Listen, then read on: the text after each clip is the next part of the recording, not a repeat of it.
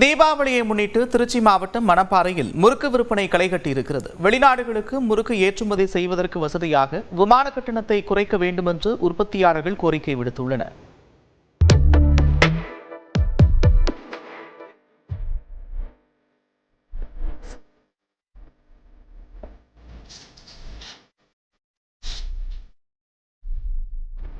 நொறுக்குத்தீனி பட்டியலில் மொறு முறுக்குகளுக்கு என்றுமே முதலிடம்தான்.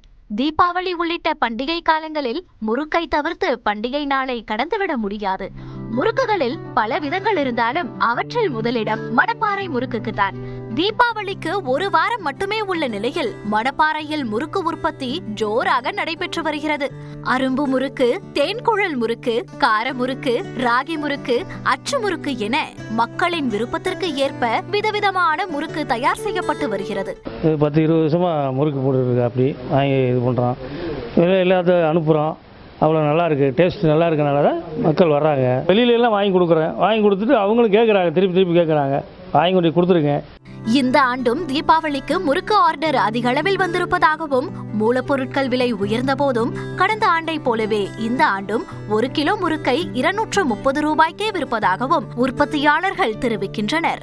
வெளிநாடுகளில் நிறைய பேர் இதுக்கு விரும்புகிறாங்க. அதை நம்ம பண்ணலாம் அப்படின்னு போனோம்னா நமக்கு இந்த டிரான்ஸ்போர்ட்டேஷன் காஸ்ட், அதாவது இதை ஏரோப்ளைன் மூலியமாக மட்டும்தான் அனுப்ப முடியும்.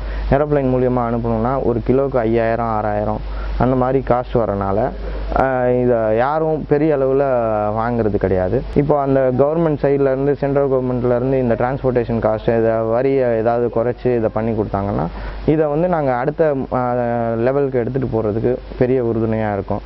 மணப்பாறை முறுக்குக்கு புவிசார் குறியீடு வழங்கப்பட்டிருப்பது மகிழ்ச்சி அளிப்பதாகவும் உற்பத்தியாளர்கள் தெரிவிக்கின்றனர். புவிசார் குறியீடு வாங்கினது எங்களுக்கு ரொம்ப பெருமையான விஷயம்.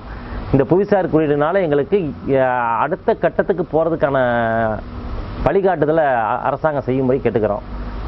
அப்போதான் இந்த தொழில் எங்களுக்கு பெரிய அளவில் பண்ண முடியும் நாங்கள் நம்புகிறோம். வியாபார நோக்கில் பிற பகுதிகளில் தயாரிக்கப்படும் முறுக்குக்கு மணப்பாறை முறுக்கு என பெயரிடுவதை தடுக்க அரசு நடவடிக்கை எடுக்க வேண்டும் என முறுக்கு தயாரிப்பாளர்கள் வலியுறுத்தியுள்ளனர். நியூஸ் 18 தமிழ்நாடு செய்திகளுக்காக மணப்பாறையிலிருந்து ராமன்.